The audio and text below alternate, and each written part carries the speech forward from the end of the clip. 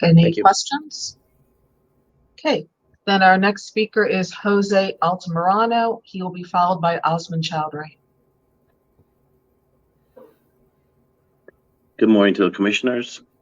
My name is Jose Altamirano, and I'm the president of the Livery Base Owners Association. We represent over 250 livery bases, along with their drivers in New York City. We serve approximately 250,000 New Yorkers each day.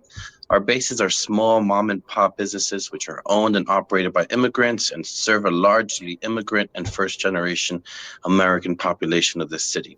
Known as a community car service, our livery bases and drivers have stepped up to fill the gaps in public transportation deserts across the 5 boroughs. We applaud the TLC for helping our livery sector with our issue of the in-vehicle camera system. The current system is antiquated, severely overpriced, and a burden to our drivers. Further, it does not accomplish the goal of driver safety. Under the current system, a still picture is taken when the vehicle doors are open. That's it.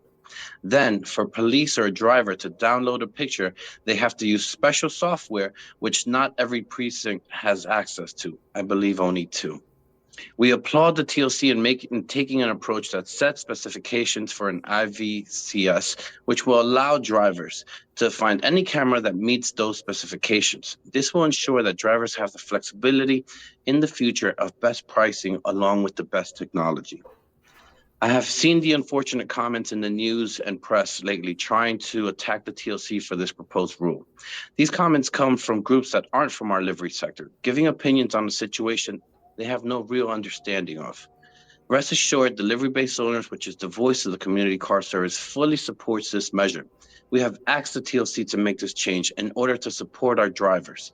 We need to ensure a more even playing field for the livery sector, and removing this requirement that only applies to our sector is the right start.